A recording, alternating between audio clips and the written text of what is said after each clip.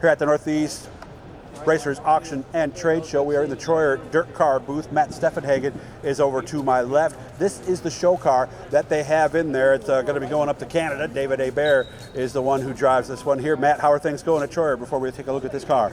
Really good. Lots to be excited about. We're definitely excited to have David Hebert in this car. I'm sure we'll get some wins up there in Quebec. So, Never saw the Nissan body before.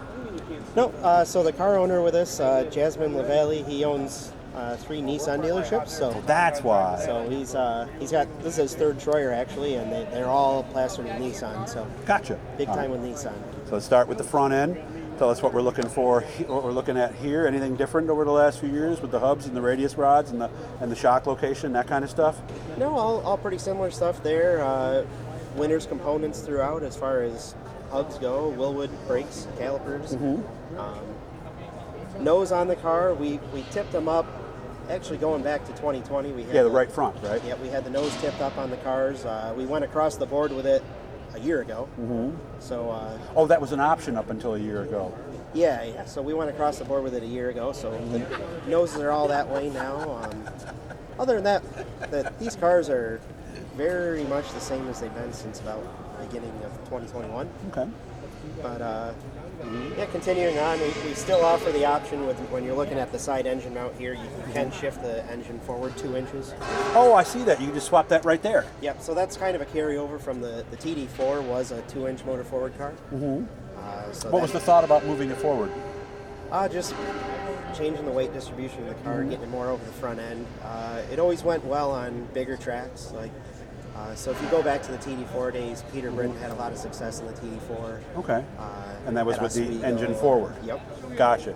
Motor plate you're looking at right there. What is this fitting for right there? So that's just to run your airline through to the back of the car when you run your Burt jets. Oh, gotcha. Okay, I was thinking that was what it was. So you can okay. just plug it in one spot. There you go. So here we are looking at the center of the car, and that's where the rubber, what are the bushings, I guess, are that are in there, right? And what we're looking at right there? Yep. Look right here. This all floats. Oh, okay. So that moves. Yep. Okay. All right. The floor and the slide are all float in the car. That's been the norm on Northeast Dirt Modifieds for going on better than 10 years now. So. And if you wonder why it takes teams so long to change the battery, you can kind of see. How do you change the battery? Do you go from like the right behind, kind of like back in this way, or is that what we do? Just pull it right up out of there. It's not too bad. Obviously, it's not going to go through that window, but it'll go around back over the top of the rear end. So okay.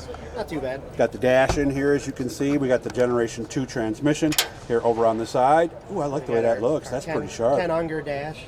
Kenny does all of our dashes for us, and he's best in the business when it comes to that. So if we see that red light flashing on the oil pressure there, we know we got a problem, right? Right. All right, and the fuel pressure as well. So it's going to flash there and let you know, okay, you're getting down there, right? Yep. What's the 12.6, the number I'm seeing on the right there? That's just voltage. Oh, that's just the voltage. Yep. Okay, all right. Very straightforward, as you can tell. So, and we come around here. Now we're going to look at the rear end. This is a Willwood, right? So it's Willwood hubs. This is the new Winters snub nose rear end. They debuted it at this show last year. So this rear end is designed to 2 things. One thing is make the lower shaft more durable. It's no longer captured. It kind of floats in bearings now. Okay. So that's a major failure mode on any type of rear end is the lower shaft. Gotcha. So trying to improve service life there, and also it chopped about 3 inches off the front of it. So you're making a longer drive shaft and improving driveline angle. Gotcha. Trying to save the U-joints. That's always been an issue with the U-joints, right? Yep. So you're helping the U-joints a bit by just taking some angle out of them. You see the torque arms there that go back to the rear end. You can see the rods here. And these are basically, and this is what the short rod is basically this right here, is what we're talking about, right? And we got a little adjustment there. Moving it up and down does what? It changes the dynamic roll steer of the car. So higher you go, the more roll steer it makes. Lower you go, the less roll steer it makes. Okay. Now, as far as the actual handling, what does that do to the handling? Let's put it all the way up. What does that do? It's going to make you freer on exit. Okay. Provided you don't change the length of the radius rod to go along with it. Okay. And we can still do that, right? Right. Yep. Okay. All right.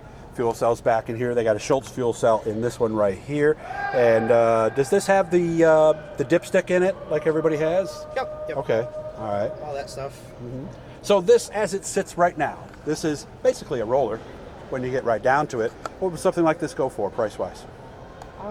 Depending on all options and everything, you're anywhere from 45 to 50,000, somewhere in there. Okay, so put your motor in and you're ready. That would include some stuff that's not in here, right? So we don't have a fireball in it, a seat. Oh, right. Steering box isn't in it yet. Right. Radiator's not in it. Right. And you're gonna need wheels, tires, right. all that stuff. So we're missing some key items here, a few $1,000s worth of items, really. But Okay. this is just, we left certain items out so you could see more of the car. Okay. We ran this for you Friday night to encourage you to stop by the Troyer booth and check them out on Saturday. And if somebody was to order a car today, how long before they get one? Probably about a month. About a month. Okay, so get it right before the new year. Yep. Plenty of time to put it together. So guys, as you're thinking about what you're doing for next year, make sure you stop by the Troyer Dirt Car booth. There's the main entrance right there, so it's right as you come in, just on your right-hand side. Matt, hope things continue to go well for you, and thank you for your time. I appreciate it, man. Thank you. All right, thank you, Doug.